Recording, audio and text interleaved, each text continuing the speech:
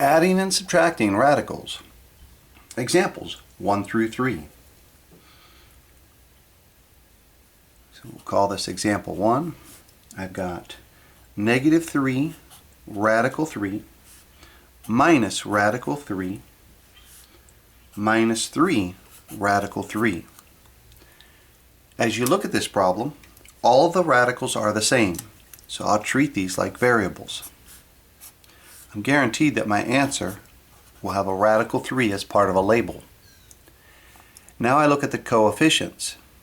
If you owe me 3, you owe me 1, there's an implied 1 here, that would be negative 4. You owe me 4, you owe me 3, you would owe me 7. So I just add those coefficients up, paying attention to their signs. Negative 3 minus 1 is negative 4. Negative 4 minus 3 is negative 7.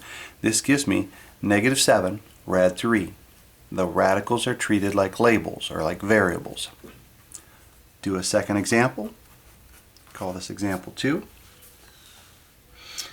And we'll have negative 3 rad 50x plus 4 rad 7 minus 2 rad 2x. So with example 2, at first glance when you look at the 3 radicals, they look different. However, I have a sneaky suspicion that this one can be broken down. And so I look at the 50 and I recognize that that 50 can be broken down. As I pull a 2 out, I'm left with 25, but 25 is 5 squared. So I could write this as negative 3 radical. I've got 5 squared, a 2 and an x under the radical. The rad 7 is not going to break down. And the last term is pretty simple. I don't believe that's going to break down. But I start to see a similarity between the first and last term. So with the first term I can bring this 5 out. I have negative 15 because the 5 comes out, it's multiplied with the number that's already outside. Rad 2x plus 4 rad 7 minus 2 rad 2x. Sometimes you'll see variables inside those radicals. We do that same breakdown that we did in our last examples or our last lesson. You break them down as far as you can get them. Now as I'm looking at this situation, I have 2 like radicals.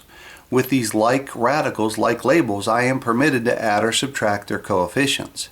So this is saying that you owe me 15 and you owe me 2. So it becomes a negative 17. This is now a label, so it doesn't change. Plus 4 rad 7. So I got negative 17 rad 2x plus 4 rad 7. And that would be my final answer. I repeat with example 2, you may see a problem or 2 or 5 that has a variable in there. It's not a big deal. We just roll with it. It's just part of a label. No big deal. Example 3.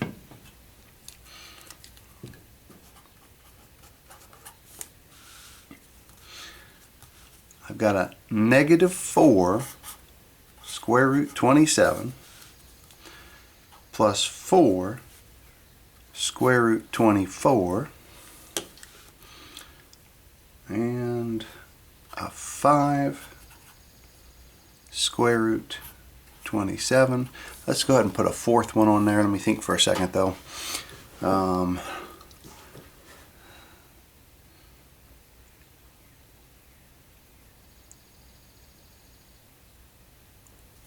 Let's do minus 2 rad 30.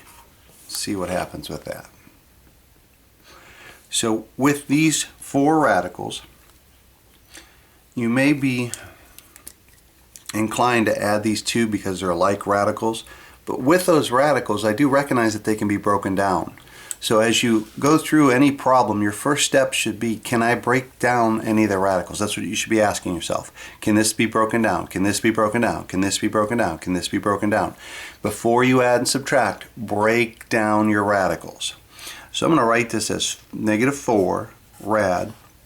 And as I said, when you get more and more experience, this becomes easier to do. 27 I know is 3 cubed. So I'll write it as 3 squared 3. Recall from our first lesson, with this index being 2, it's implied that this is a square root. The only key to getting out of the radical is having an exponent of 2, so that's why I write it as 3 squared 3. Plus 4, maybe you're struggling with that 24, so you come out to the side, divide by 2, takes you to 12, divide by 2, takes you to 6, divide by 2, takes you to 3. With this 2, 2, 2, 3 combo, I have a 2 squared 6, because this is not coming out. And so I could write this as 2 squared 6. Now because I already broke down the 27 a moment ago, it's going to be the same breakdown here. I can call this 5, 3 squared 3. With 30, you just find a piece of scrap paper off to the side, you break those numbers down. 30 I can divide by 2, which takes me to 15. I could divide by 3, which takes me to 5. In that situation, I don't have any pairs. I don't have anybody that's going to come out, which is fine. So I'll call this minus 2. Since nothing's getting out, I might as well leave it as a rad 30. No values will come out of there. Now I go through and I bring out the partial squares. So I bring this 3 out. 3 times the negative 4 that's already out there becomes a negative 12. The label becomes radical 3. I bring this 2 out. This becomes 8 radical 6. Bring this 3 out, becomes 15 radical 3, because the 3 times 5 is a 15. And as I mentioned a moment ago, the 2, 3, 5 combo, nobody's getting out of the radical, so I'll leave it as it is. And then I inspect these 4 terms. Because the first and third have the same radical, the same label, it would allow me to combine those coefficients. So negative 12 plus 15 becomes 3 radical 3 plus 8 radical 6 minus 2 radical 30. Because these labels were not the same as that or one another, I could not add or subtract them. And you may be feeling like, ooh, these each have a rad 6. They have to be exactly the same. If they're not exactly the same, you cannot add or subtract them. It kind of goes back to our idea with factoring when we said the terms are relatively prime. They don't have enough in common to be able to add or subtract them. So for this third example, we end up with these 3 parts. A 3 rad 3 plus 8 rad 6 minus 2 rad 30. That's 3 examples on how to add and subtract radicals.